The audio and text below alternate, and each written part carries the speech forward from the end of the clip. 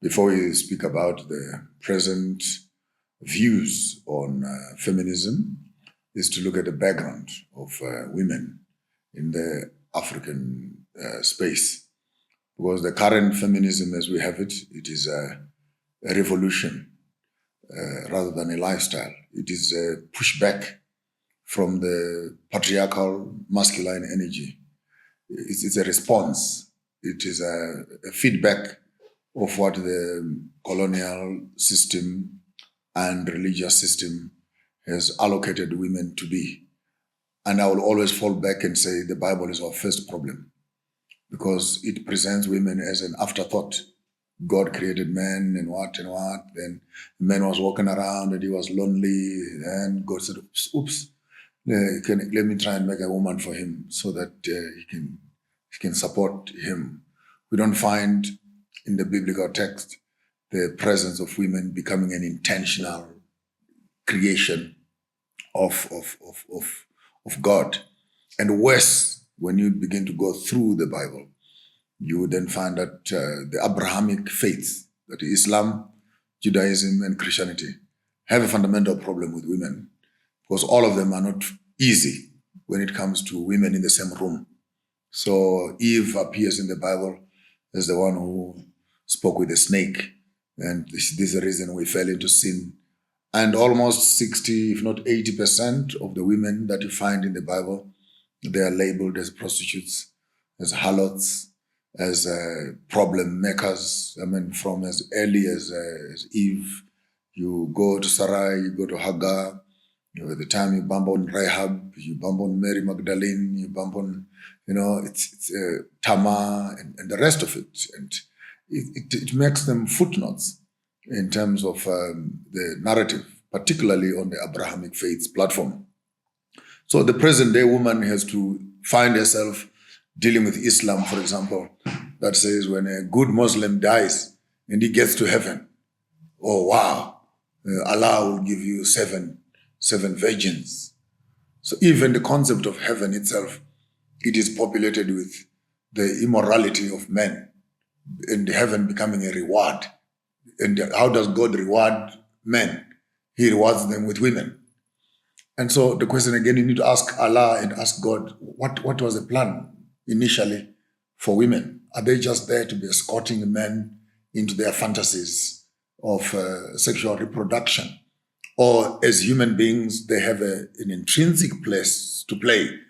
And I hope in the midst of this introduction, we will be able later on to begin to delve into the African form and sense of what women are like, were like, should be like, and their role in the community. But on an onset, my response to present feminism and feminine organization, it is that they are bringing what I might call toxic femininity, where it is the woman's individuality surviving, living away from men. As such, the main drivers of that agenda become single, divorced women who have had a bad share with women, with men, so to speak. So they think that the opposite of this should be feminism. I'm not here to promote feminism. I'm not here to promote masculinity. I'm here to talk about how men and women can live together in harmony. Because men by themselves cannot reproduce themselves. Women by themselves cannot reproduce themselves. It is a combination of the two. So even the girl child story, as it is being promoted, that we need more women there, take the girl child, beautiful idea, because they are fixing the inequalities of the past. But if you spend 10 generations doing that, or even 2 generations, pumping this idea of women going on top, very nice. The women are now on top. Where are the husbands they must marry? They're back on the ground level. So we must come back again and now do the boy child to lift them up, to match up with the man. So it becomes a vicious cycle of repetition. For me, it takes 1 generation to bring up the boy child and the girl child in equality so that they grow together. They reach the same attainment of education and realization. They marry each other and they could create a new society by themselves. But this whole far left idea of feminism coming in as a direct challenge of promoting women above men, you're again going to be creating inequality, which is unintentional. And some of the women say, we don't care. It has been happening with the men for the longest of time. It's our time now also to get on top and what and what. But you're creating a problem for the next generation. The best way of doing and dealing with feminism is to balance it up with masculinity, and boys and girls, men and women, husbands and wives must grow up, must live, must execute, must be respected, must work in an environment that respects both of them. So this speaks of policy, that you cannot employ a woman as a manager, you employ a man as a manager, and the woman receives less salary than the man. Then again, there's disparity right there. And when some women assume corporate responsibilities and opportunities, they become worse than the men. Because you as a woman now being an HR director in an organization, why would you still uphold masculine policies? A woman must go on maternity leave for 3 months. And you know it very well as a mother that you don't need 3 months. You need 6. You need 1 year. Sweden has just passed on a beautiful policy where a woman gets 6 months, the husband gets 6 months. So at least for that 1 year when the child is born, the father has a maternity leave, the mother has a maternity leave. In the absence of one parent, the other one is available. These are the kind of policies that we need to start looking at and transforming them so that even the workplace can become user-friendly for the women. We understand fully well women have more problems and challenges than the men. When she goes through a cycle, when she is pregnant, and the kind of work that she can do, this equality does not mean sameness. I hope someone can get it clear there. Women can do what men can do. Yes, verbally speaking. But there are things that men can do. There are things that women can do. And to put both of them on a tower to be fixing electricity on top of a thing, because I'm a woman, I can also climb the poles and I can also do what a man is doing. Yes, it's okay. You can do it in your youth and etc. But as we look at it in a holistic way, I don't think it is. We're matching physical structure with our emotionalism around feminism. So feminism must come with a sense of equality rather than a sense of superiority. And we can find ourselves in an equitable environment where there's mutual respect between men and women.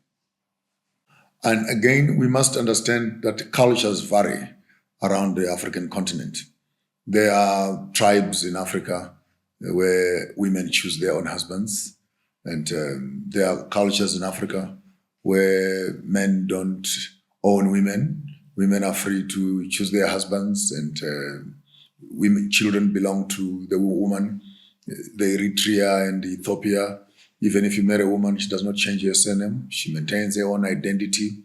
But in the deeper south, where we are coming from, you would find that women actually are the ones who install the kings.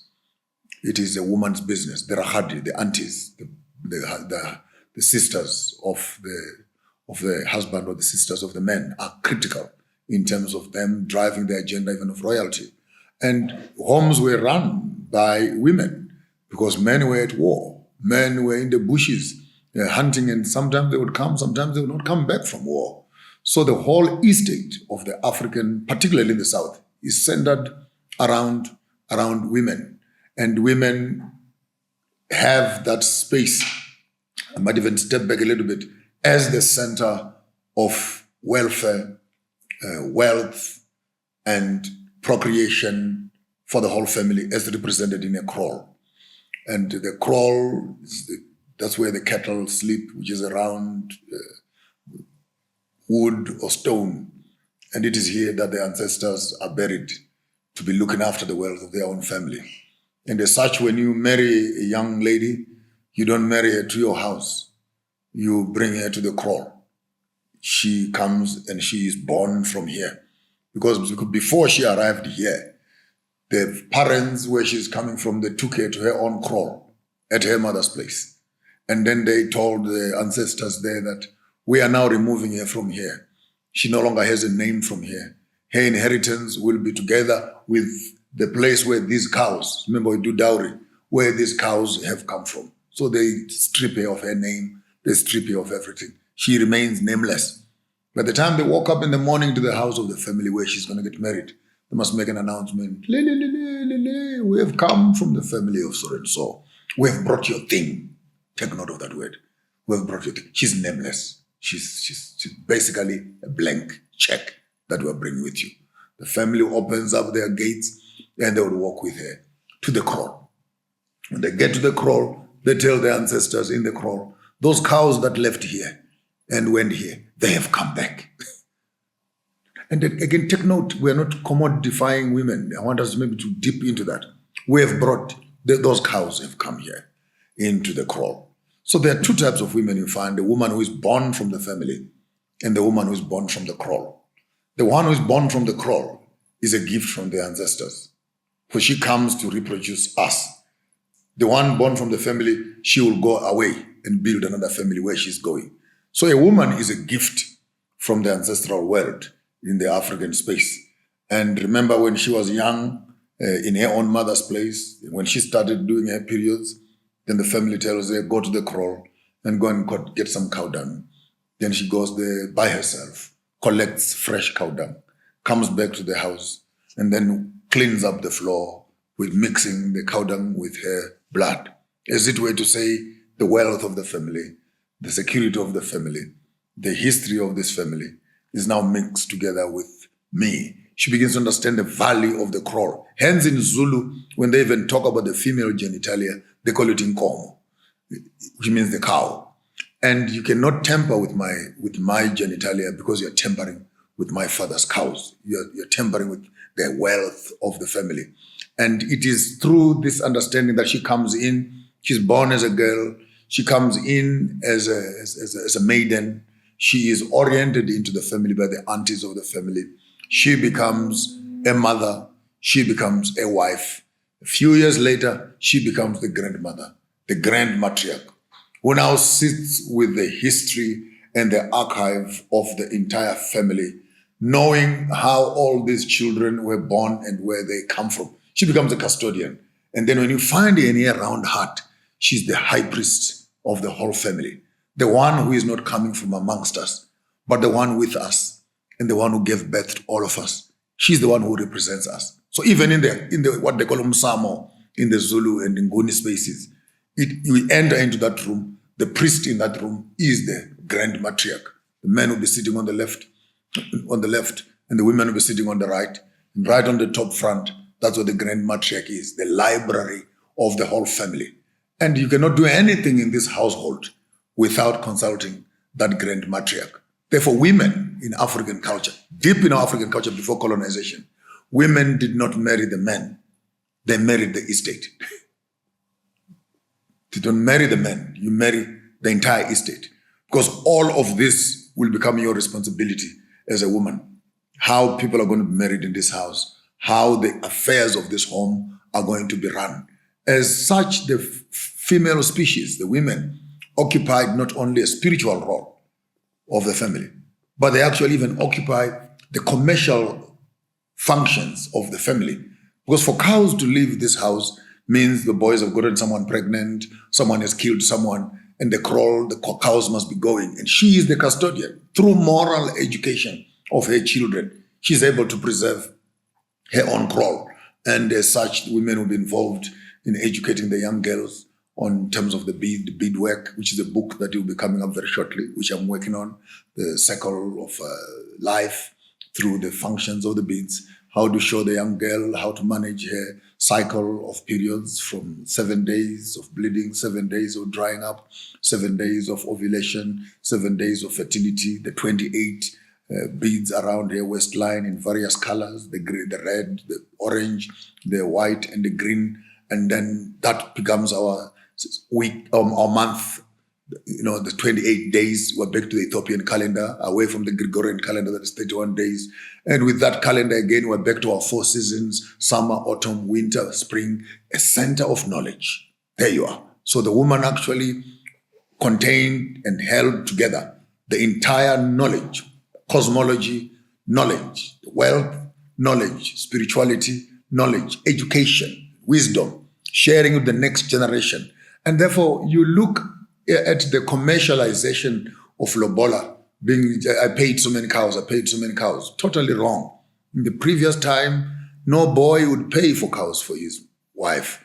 It is the father of the house who would then, with the grandmother, wife, pick up their cows and go and fetch a wife for you and bring it to you. Therefore, you cannot divorce that which you never paid for. So even if you wanted to get another wife and etc., this one that came in as the first wife through the crawl, she becomes the queen of the house. You can have other small little houses for your other wives and etc. But the role of women was integral, both for wars, both for cleansing, both for spirituality, agriculture, gathering of food. And my grandmother, I still remember, she brought me up. She would get to the bush there, and while she's walking around, pick up some herbs, pick up some other things, and put it in her, and a small little cloth there when she's cooking, and put it on. She was a hospital. Woman was a full hospital. This was a maternity ward. I was born in my grandmother's hut behind the door there. And my grandmother is the one who welcomed me into this world. I've just managed to finish building that roundabout as a commemoration center, exactly my landing strip when I arrived in this world where I arrived.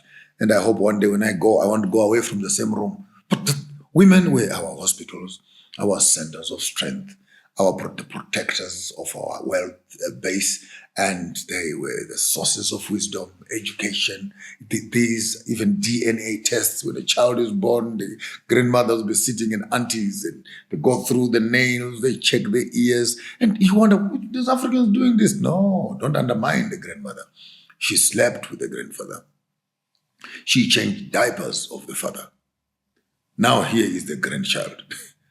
So how can I fail to see any similarities between my husband, who is your grandfather, my son, who is your father, and now you bring up a grandchild, and they can be able to look and compare notes, and they share these notes in the house, and they can make a noise, this is ours. If it is not ours, they would whisper to each other, and then tell the young maiden, oh, please, when you are feeding this child, do it from behind the house. Don't call surnames that we don't know. And so it was an intricate center of knowledge sharing. So if you should be asking the role of women, that's why you find in Swaziland, KwaZulu-Natal, and many kingdoms in the south, a king does not rule as a king if the queen mother is not there. So it is always the king and his mother, the king and his sister, Rakadi. And this, for me, creates the balance of power between feminine and masculine, even within our royalties.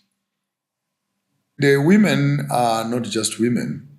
Women are the center through which, if you have to use the biblical narrative, they are the center through which humanity comes into existence. That's why we still refer to the land as feminine, Mother Africa. The land is feminine, it's not masculine.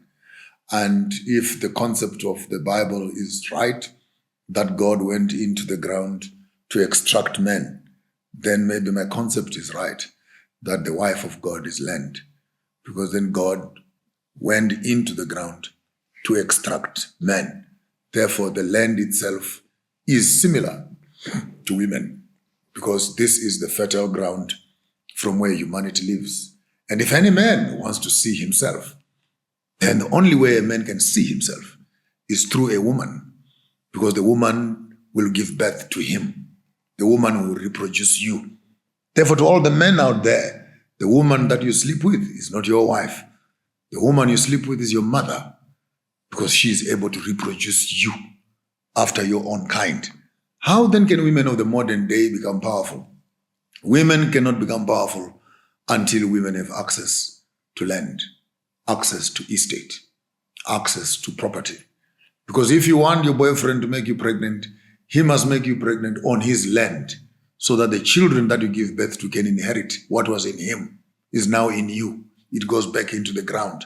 So the whole concept of loving a man more than loving his estate is misplaced hegemony, because then love affairs become at a personal level instead of becoming at an estate. Women build empires. Women build homes. Women build communities. And we cannot be talking about women empowerment if women don't have access to the very basic resource that gives them power. And that resource is estate. And the estate is that of land. And without land, you can never be a powerful woman in a building, in a flat, in a somewhere, Because if nothing that you're going to be living for, the day you lose your job, you lose the house, you lose the cars, and the children are back on the street. It is the ability of understanding the word umfazi. Umfazi. That's Zulu. Umfazi. Umfa ekwazi. Wazi, knowing. Umfa, the one who dies. Umfazi, the one who decides where she's going to die. She has knowledge of what she's going to build, and she will die there. And therefore, when a woman wants to become powerful, you have to make that decision. Where am I going to die? And I'm going to die building what? What estate? What legacy am I going to build? Hence, when you even read throughout the entire Jewish history, which I studied for the longest of time, there's no particular man in the Bible mentioned who became powerful except that it was for their mother who did that. Hence, the whole story of Jesus centers on Mary. You may even struggle to find Joseph in the whole New Testament, except at conception. Hey, Joseph, please, your wife is like this, like this. The rest of it, even at the death of the son, he is not there. Nowhere to be found. Even at the Eve talking to the snake, where was Adam? He was disappearing into the act. So women have actually been centers of transformation, even if you had to use that philosophical narrative of the Bible, centers of change and transformation. The trajectory of human living is found itself into the hands of women. Was it not of Mary? Where would we be? What is not of Eve? Where would we be? And what is not of Winnie Mandela? Where would South Africa be? List goes on. And all these men that you're seeing walking around today, they didn't fall from the skies. They come between women, and women are the official door into this life. And the pillars of their legs give us the first official face of God. And the face of God is the face of the mother. She's the one who will tell you who is your father. She's the one who will tell you what is around you. And all these men breastfed on their mother's breasts. The question is, when they were breastfeeding, what were you telling them? Because after they finished breastfeeding, what do they become? Hence, I always become weary at a more noticed space. When I find modern day women calling their husbands, hi babes, and then they call their children, hi papa, and then they give their children plastic milk and their husbands are breastfeeding at night. The question is, who needs the breast milk? Is it the husband or is it the children? And maybe because these children are growing up with plastics in their mouths rather than holding their mother's breasts, they've become so impersonal, because through the process of breastfeeding, you are able to deal even with the issues of gender-based violence, because it is here that the fragility of women works into the masculinity of men to remind them who they are. Walk around the town today, ask out of the 10 people you are going to meet, those who don't have their teeth, ask them how they lost them. They said something about someone's mother. Mention my mother while you are talking to me and curse and swear at her. The rest is history. Why? Because inside every man's heart, the first wife, first woman that I know is my mother. And that's irreplaceable. And I believe that if women were in positions of leadership, we'll have less wars, because women are more loving, they're more caring, they're more protecting, less militant, but more constructive. So the restoration of women for me, not only on land, but also on cultural ethics and morality and good and wisdom, and giving them that space of, in Zulu, they even call them Ndlovukazi, which means the royal, the female royal, as it were. And when you find a man sitting on his chair as a king, he is not bigger than the one who is sitting on a smaller chair, because the one on the smaller chair is closer to the ground, and what is in here will sit on the chair. So the king is not actually a king. He's keeping the chair for what the woman is carrying. The man is a servant, and I would say this loudly from the Hebrew mindset. The man is a servant. And if women can hear me this, please play this tape twice if you miss it. Play it again. There is no single man in the face of the earth, on the face of the earth, who is not happy to work for a woman. to provide for her, to look. It is intrinsically built in a man. Even a man gets lots of money and he has everything. Tell me one of the first things that comes to his mind. Where does he want to go? Get me a woman, please. Get me a woman somewhere. Let me have some woman sit next to me, and where we can enjoy this thing together. It's undeniable that within the male species, their mothers have played that role.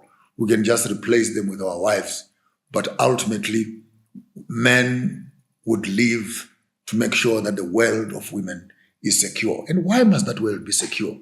Because that's where the children are.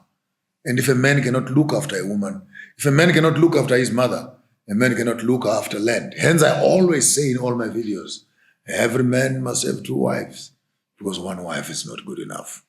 The first wife is land, and the second wife is the one who makes children for you. And if you cannot make the land pregnant, it's illegal for you to make a woman pregnant. Because when you make a woman pregnant and you don't have land, what are they going to eat? What are they going to drink?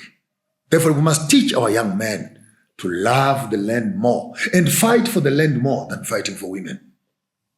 Because the real inheritance that we have is the source of production. What is the role of man? The role of man is to pick up sticks and stand around the land to protect it. It is the role of women to make sure that our children inherit what she is carrying. So the role of man is to be a partner to the woman and protect the estate from other predators that can destroy the inheritance for the children. Because women may not be too strong to look after this estate. It is a duty of a man to walk around with a knob carry and a stick to make sure any thug or animal or human being who wants to tamper with the African continent and land should be kept away from our land as far as possible.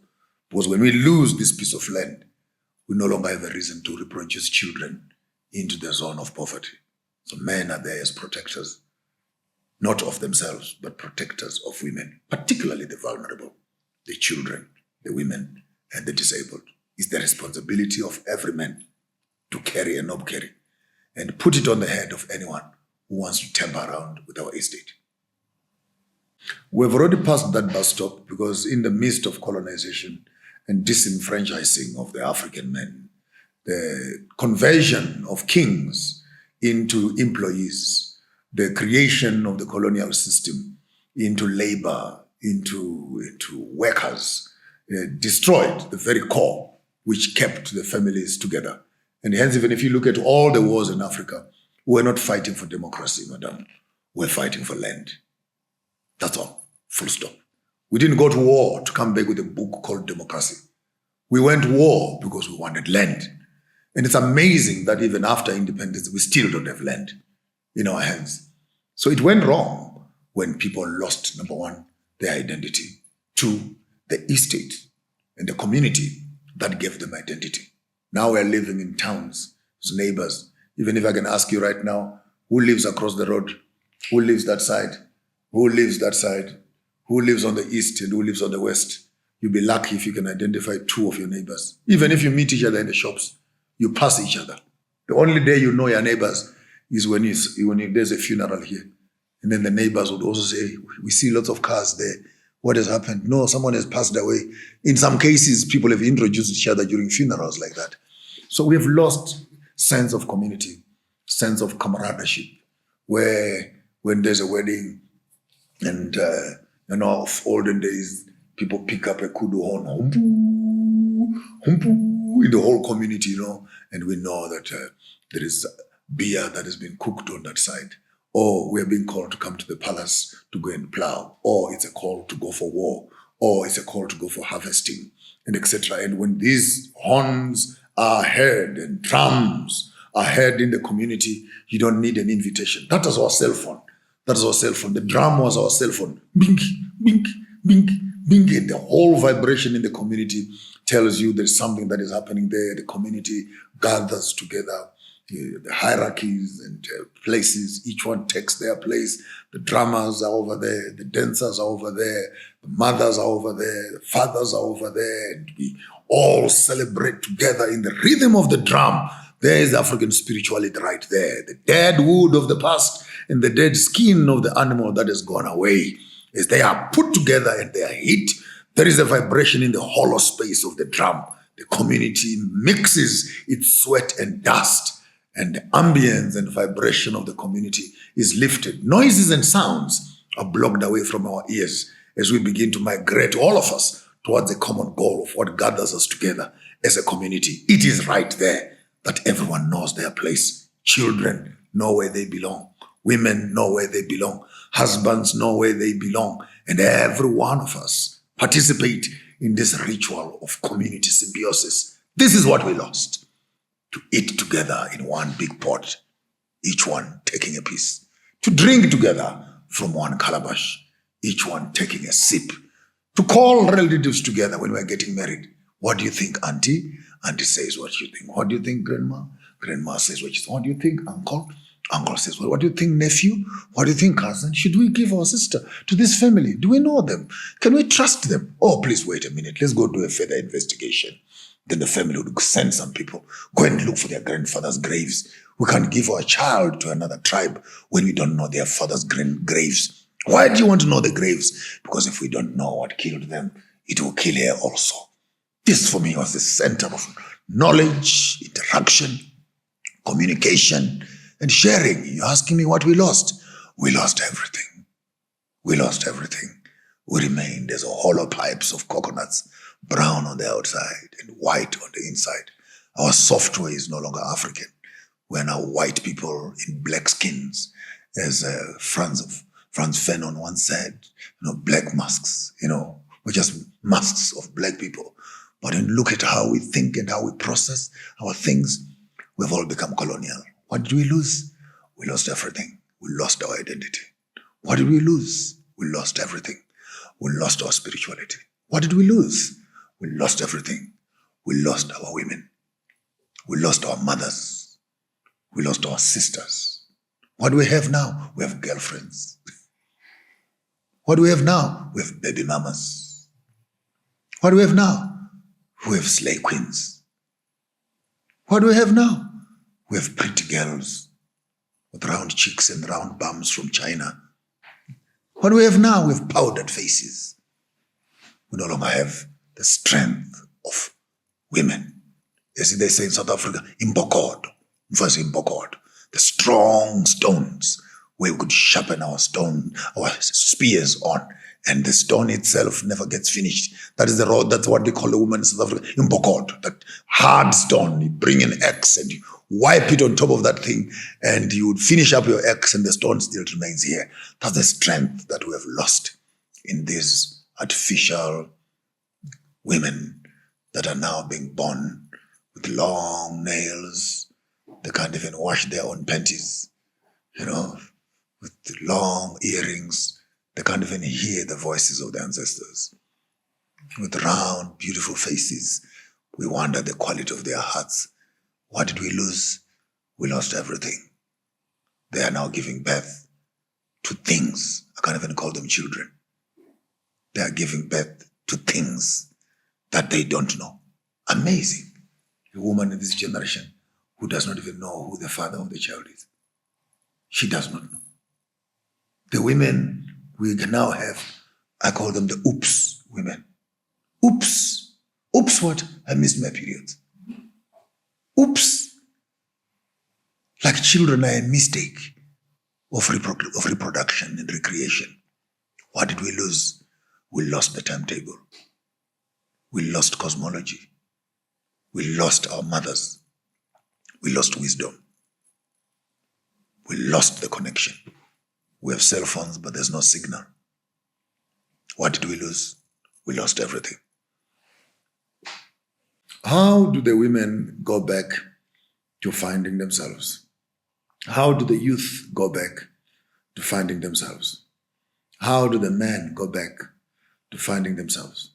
How do governments go back to finding themselves? How does culture go back to find itself? How does business go back to find itself? It's one big question of the migration of the mind. How and what do we do when we discover we've gone so far, and yet what is most important, we left it so far behind. Having worked in the religious space prior, allow me to indulge you in a small little theological discourse. Mary, the mother of Jesus, and Joseph, they go to get counted in a city. The boy is 12 years old. And in the end of the ceremonies, they started off to go back home to Bethlehem. And they walked for 3 days. And the passage says, they thought that he was in their midst. They saw the kids playing, they thought he was there. They ate the food, they slept, they walked, they slept, they ate this. And on the 3rd day, Mary says, no man, I love the mother. My boy, I've not seen him. I can see other kids, but I'm not seeing my boy. Then she did an intentional investigation to look if the boy was amongst the rest of them. The story tells us he was not there. Now here is Mary and here is Joseph. The whole group of people they came with, their children can be accounted for. And they are going to continue their journey. I'm talking about Africans working together with other communities, the Indians, the Chinese, the white people, the Russians, Portuguese, the Italians. We've been working together. But as Africans, we need to ask ourselves, where is our child? Where is it? The painful part is that Mary and Joseph had to turn around and walk back for 3 days. Back to Bethlehem. They looked for him everywhere. They finally found him in the temple. I'm not interested in making you a Christian, but I want you to pick up the story in its mythical form. There are times in life when you go so far in one direction, and one day you reach a moment where you discover that either I continue without it, but if it is important, I might as well stop right here. Retrace my steps, every step which led me this way. I need to move back that way. Collect that which is important. Maybe the journey will be better with that which I love next to me. How do we go back? It's an embarrassing statement to tell the Africans, go back to indigenous food. Go back to original hairstyles. Go back to indigenous governance. Go back to indigenous entertainment. Go back to rites of passages for young girls and young boys. Go back and find yourself. Go back. Go back there. It's embarrassing because the other nations seem to be progressing. They seem to be moving into their civilization. They're not talking about AI. We're not talking about flying. Hey, but nothing funny about AI. We've been doing AI for the longest of time. My grandfather would go to a stone and speak to it and say to his son, who was 300-400 kilometers away from town, hey, it's high time you come back home, my son. Wherever the son was, he would hear him. By weekend, he will be back home. I miss those AI days where grandmothers would be sitting under a tree and they see a young girl coming 1 kilometer away and they look at each other and say, that one is pregnant, with no tests whatsoever. They could just look. And they knew the time when our aunties would be sitting around the house and look around chickens fighting, and they can tell you, oops, some visitors are coming, please start preparing the pots, and etc. There's a time when my grandfather would be telling me, this year we're going to harvest, we're going to have lots of rain this year. It's going to be very cold. It's going to be what? So in terms of knowledge systems, the question is, how did they tap into the spiritual realm to get these downloads that afforded them help? So while the other nations seem like they're creating more gadgets, the Khoisan man is far much more advanced. I wrote a paper the other day entitled The 8th Industrial Revolution. And that industrial revolution is where, again, man is living in harmony with nature. And trees can talk to him. Herbs can talk to him. The wind can whisper to him. The clouds bring him a message. And life in its own essence is far much more technological without having gadgets and systems. Maybe this is the real AI they are looking for, where the human body is now fully charged to be able to communicate with the spiritual realm and function as normal. That's where our forefathers used to be. And that's not uncivilization. That is the highest form of civilization, where shamans, where magicians, where witches and witch doctors, paranormal things constantly happen. That is what we call chemistry, from Kemet, our ancient knowledge systems of the Egyptian empires and the building of the great Zimbabwe and the rest of the African continent. So how do we go back there? Let's retrace our steps, one step at a time, and find exactly where did we lose it? Where did we lose it? And walk back there and pick up these things. That's why I use this funny name sometimes when people don't understand. When I say, I'm the watcher from the future, living with you in the present with solutions from the past. There must be a deliberate walk to the past, to pick up the technology of the past and combine them with the ambitions of the future and then make decisions in the present. This whole thing of heads of families and stuff, it's a new phenomenon which comes with religion. And because you cannot tell me that you are head of the family, yet you don't even know how many cups you have in the house. You don't even know how many curtains are in the house. It's a woman who knows. You don't even know what you're going to be eating for the day. And you call yourself the head of the house. It's a rather interesting theological conversation we can have another day. But my appeal to the young ladies, I would start off by saying, respect your culture. And for a young lady, I don't want to mix my words, sit down with your grandmothers and your aunties. The first thing you need to do, go and master your beads. Master your beads from an early age. Understand your time. Understand your cosmology. Own your sexuality. And you looking at understanding your beads, I've already given you solutions to many problems. I've given you your sexual health. I've given you your physical health. When you're getting fatter, you're getting thinner, your beads will tell you that you're getting more weight, young lady. Slim back. If you want to, mama, you can extend it, but it becomes your gauge around your waistline. And for these 4 weeks, with no swallowing of any contraception, I'm bleeding, I'm drying up, I'm good for sex, I'm now fertile, I'll get pregnant.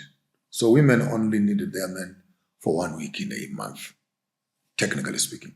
Polygamy was not an issue at all, because women were sitting in control of their sexuality. They would decide when to invite a man, and they would decide when they did not want a man. So this whole ideologies of men being heads of families, it's a rather new phenomenon that we have to start dealing with. And the young ladies of our present day, without them suffocating themselves with too much theology, they may want to retrace their steps and reaffirm who they are as the genuine, legitimate custodians of life. And I wish more women could join in the battle against technology, because ultimately it is the woman's right of reproduction that science is tampering with in terms of test tube babies, which are now coming very fast to replace the womb, where we just want to harvest, we'll take it over there, it can grow without you. And women are slowly but surely being flushed out of the system. We'll reach a time within the next 10, 15 years, if not earlier, where being pregnant will be a luxury, because machines can do that. When that day happens, maybe let's come back and have this conversation. What is the role of women? What is the function of women? It is some of these menial tasks that puts the family together, which we may undermine and undervalue. Like saying a woman must look after food section. No, inequality. A man can also cook. But he can cook. But does the man understand the diet? Does he have the knowledge of the balanced diet? The green foods, the red foods, the yellow foods, and etc. Would he know how to treat us through the plate? Or is just an educated chef from town who knows how to mix lasagna and cook some spaghetti And that's all that is done. I mean, look at you right now, giving me some gingers to drink and etc. Does the man have that sensitivity of healing in him so that when he's preparing the foods in seasons, and again, it's already on your waistline, remember? You have your summers, your autumns, your winters, and your springs. And knowing your cosmology helps you to understand your anatomy, helps you to understand your diet, and helps you to understand even the way you're going to be functioning. Yes, equality, equal rights, cook today, I cook tomorrow. You can do that at the cosmetic section, but there are some roles which cannot be shared that easily. A mother can tell that my child now needs a diaper change. My child is now thirsty. My mother can tell, even if I'm 1,000 kilometers away, that I'm not okay. And she'll give me a call. Are you all right? I said, can a man do that? No. We'll check him when he arrives. That's my father. Don't worry. He's a grown-up boy. We'll see when he comes back. So that sensitivity for me can never be put in the group of equal rights. We don't feel the same. We don't breathe the same.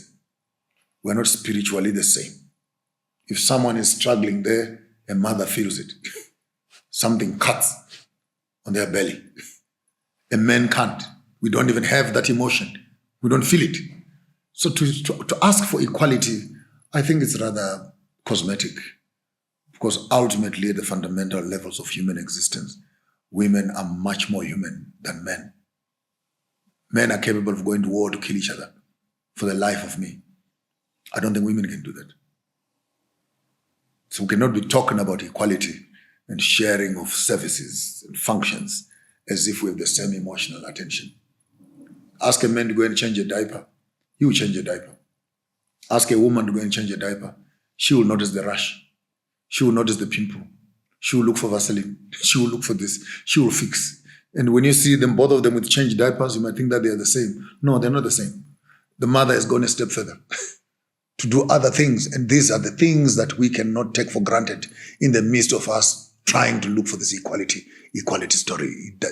It's hopeless. It's a hopeless endeavor, trying to make men women and trying to make women men. It will never happen in 1,000 years. It is what it is because it is drafted like that in terms of our DNA. And anyone who tries to separate and split that into anything else will end up with pieces in their hands, because the culture has given us women as the greatest gift through which humanity is preserved. And I think they must be protected in that light.